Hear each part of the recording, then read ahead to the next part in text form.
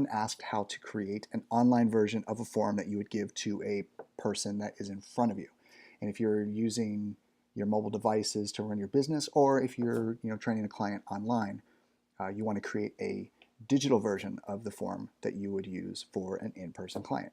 And also, it's very convenient for you to be able to send, a client or a prospect, that particular form. If you're at the supermarket, someone asks you about your services, and you say, you know what, fill out this form, and as soon as you fill it out, all the information is going to be sent to me, and then I'll be able to get back to you as soon as I, go over your submission and, get to saying, hopping and popping and crack-a-lacking. So I'm going to show you how to do a PAR-Q, so basic PAR-Q, using 123ContactForms. So as you can see, I'm on 123ContactForms, and I'm going to pull up the PDF version of PAR-Q. Now this is going to just be a basic tutorial on how to use 123ContactForm. So I'm going to go create a new form. Some businesses, some of your business models would, you would use all the different options that are on here, but for the sake of, keeping it simple, go create blank form. Up here you have the heading. So let's say tuning, personal training, PAR-Q. You can name it whatever you want. I'm just keeping it simple. All right, so let me align this so that you can see this page and also this one. Okay, so on the left-hand side, you have all the different fields, the text box, the heading, the email, website, whatever. So it's as simple as either clicking it and it will add it to the form, or you can lift it up and drag it and drop it. This is the field, this is the blank canvas, if you will. So I know the first one is date. So I want to know the date of the person submitting the form. So I'm just going to click it. And when you click on the actual field that you just added, it's going to pop up some instructions. Your date format, month, day, year, or day, month, year, required, not required. I'm just going to say required because I want to know the date of the person, or submitting the form. I don't want any other instructions, so go back to add field, so name, phone number, and email. So I want to know the person's name. I'm going to click that. So drag it down, name, phone number, email, phone number, and not just, it's on the basic ones. Email. And I want all of these to be required. That means that they can't submit the form unless they fill out that specific field. Date of birth and address. I'm going to go back to date.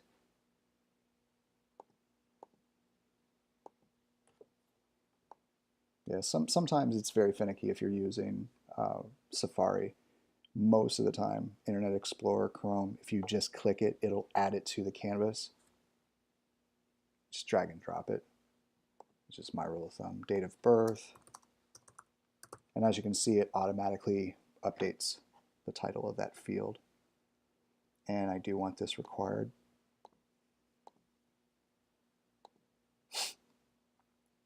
Some people don't like giving their address, but I'm going to make sure that it's, I just created a second one. I clicked it twice. I'm not going to make it mandatory. Date, all that stuff. Okay, so date, phone, contact information. All right, so now we are good. Now we're going to go to the questionnaire. I'm just going to copy and paste it. And I don't want a multiple choice, I want a single choice or a drop down. Let me see what a single choice looks like. Give it the title of the question. I want yes or no. Default choice is none. Yes, it's required. Okay, as you can see, it looks all jacked up. It's on the far left-hand side. Let me see. I'll go up to layout, the label placement. So the labels are on the left-hand side. I want to go top aligned.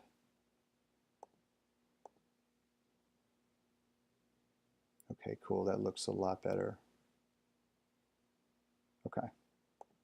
So yes or no.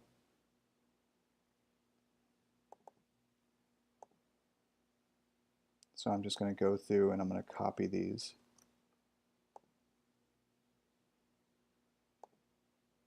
Duplicate. Just so I don't have to keep adding them. Left, drag and drag and drag. Now let's say that that's the only thing that I need from them. Oh, and at the bottom, there's a, if you have answered yes to one or more of these questions, consult your physician before engaging in physical activity. Tell your physician which questions you answered yes to. After a medical evaluation, seek advice from your physician on what type of activity is suitable for your current condition. I'm going to add that, but instead of it being like a question field or something, I'm going to add it as an instruction field. Maybe a text box. That's not what I wanted. So normally you would go through and you would just kind of add one, be like, it doesn't really work for me on this question or this field that I want information on. So I'm just going to drag and drop, delete, drag and drop, delete, and find the one that really works for you. I think heading, yeah, heading is going to be where the magic happens on this one. And I want this bold.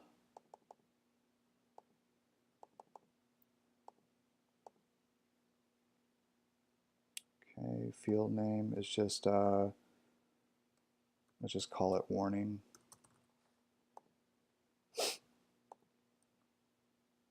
And signature. Now the cool thing about the signature is that on a mobile device and on the internet, or on your laptop or desktop or whatever, on a web browser, on a desktop computer or a laptop or an iPad or something, you would literally just hold down the mouse key and then just digitally sign it. Or on a iPhone, you would press and hold and then you would, write on it like you would on a piece of paper. I want to make this required. Okay, so let's see what this form looks like. Okay, so publish form. So this is going to be the URL that I would send to my prospect or my client if I'm updating their information. But I want to see what this form looks like on a web browser.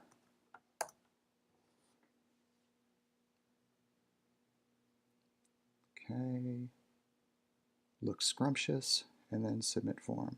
And so here I would just hold down the mouse button and I would sign, clear it. Freaking amazing. Okay.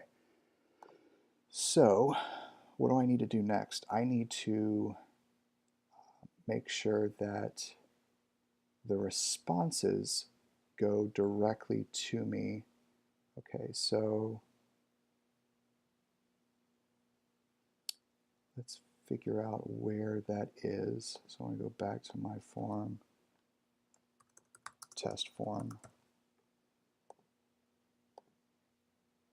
Okay, so boom.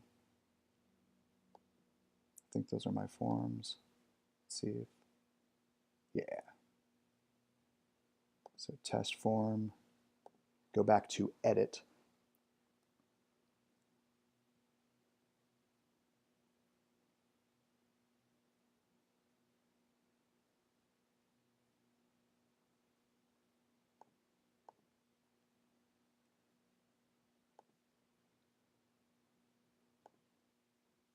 Okay, so the settings of the form, that's where we want it. So on the notifications, I want to be notified that there has been a new submission. So it automatically goes to my default email that I'm using for my account. So the email header and contact would be from 123ContactForms. The from would be from essentially me. The subject would be what I can rename whatever the subject is, email template. So I want to attach a submission as a PDF. Okay, so I'm not going to pay for that because that's just a luxury I don't need. I can have it send, a text message to me. That's a luxury I don't need. I don't need to be paying for that. Okay, so a thank you page. Your message has been sent. Thank you for filling out our form. I can add, a more detailed message. I can redirect to a website. Let's say that I want to redirect them to a welcome message. I can record a YouTube video, add it to this as a redirect link, have it go into the same browser that they just submitted the form in instead of opening up a new window. I mean, there's a lot of different things that you can do with it. I want to send a completed form to their email. I can have it from me or from 123ContactForms, but I don't ever do that. So I'm just going to show the text, this, and save changes. So every time there is a submission, it automatically notifies me in the submission form, in a submission with all the submissions that are in a like a format like an Excel document. You know what I mean? So it would have all of my submissions down here. I can print them all, export them to PDF or Excel document. But that's how you create a simple PAR-Q. If you have any questions, let me know, and I hope this tutorial has helped. Blessings to y'all. Peace.